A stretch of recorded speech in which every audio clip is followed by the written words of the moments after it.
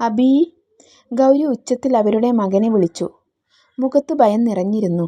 കയ്യിലെ പേപ്പറിലേക്ക് നോക്കി അവർ ആ റൂമിൽ നിന്നു. എന്തു പറ്റി അമ്മേ? എന്താ ഗൗരിയേച്ചി പറ്റിയേ? ഓടിക്കിതച്ച് അങ്ങോട്ട് വന്നുകൊണ്ട് അബിയും അവൻ്റെ ചെറിയമ്മയും ചോദിച്ചു. അബീ, നന്ദ മോള്, അവള് ബാംഗ്ലൂരിൽ തനിച്ച് പോയി എന്ന്. ഗൗരി കയ്യിലെ പേപ്പർ തുണ്ട് അവന് നേരെ നീട്ടി. അബി സംശയത്തോടെ അത് മേടിച്ചു.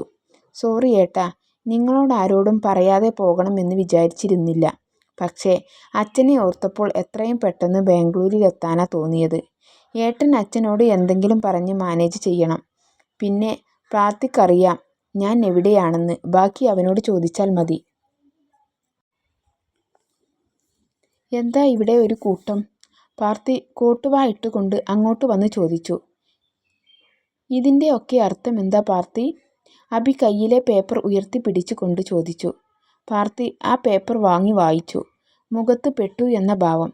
എല്ലാവരെയും ഇടം കണ്ണിട്ട് നോക്കി. കണ്ണുരുട്ടി പേടിപ്പിക്കുകയാണ് രണ്ട് അമ്മമാരും.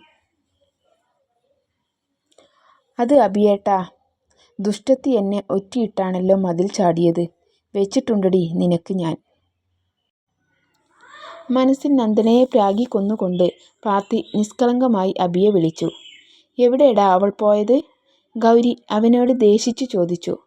പാർത്തി, നിനക്കറിയില്ലേ മാധവേട്ടൻ അറിഞ്ഞാൽ എന്താകുമെന്ന്? പാർവതിയും അവനോട് ദേഷ്യപ്പെട്ടു. അവൻ ദയനീയമായി എല്ലാവരെയും നോക്കി. പമ്പിൽ DJ ലൈറ്റുകൾ പല നിറങ്ങളിലായി പ്രകാശിക്കുന്നു. ശബ്ദകോലാഹലങ്ങൾ നിറഞ്ഞ ആ ഹാളിൽ സ്റ്റീരിയോയിൽ നിന്നും വരുന്ന DJ സോങ്ങുകൾ താളം ചവിട്ടിക്കൊണ്ട് ബ്ലാക്ക് ജാക്കറ്റ് ധരിച്ച് ഒരു യുവാവ് പുറംതിരിഞ്ഞു നിൽക്കുന്നുണ്ട്. ദേവ്, മറ്റൊരു ചെറുപ്പക്കാരൻ അവനെ ഉച്ചത്തിൽ വിളിച്ചു. തിക്കും തിരക്കും നിറഞ്ഞ് ബാംഗ്ലൂർ സിറ്റിയിലെ ഒരു റെയിൽവേ സ്റ്റേഷനിനടുത്ത് ട്രെയിനിൻ്റെ വരവും അറിയിച്ചുകൊണ്ട് സ്പീക്കറിൽ അനൗൺസ്മെന്റ് അവിടമാകെ മുഴങ്ങിക്കേട്ടു. ഫോൺ ചെവിയോട് ചേർത്ത് അവൾ ട്രെയിനിൻ്റെ വാതിലിലെ പിടിയിൽ പിടിച്ച് ചുറ്റും കണ്ണോടിച്ചു. കാത്തിരിക്കൂ, ഇത് സ്റ്റോറിയിൽ തന്നെ ഭാഗങ്ങളാണ്. പ്രൊമോ നന്നായെന്ന് അറിയില്ല, സ്വീകരിക്കുമെന്ന് വിശ്വസിക്കുന്നു.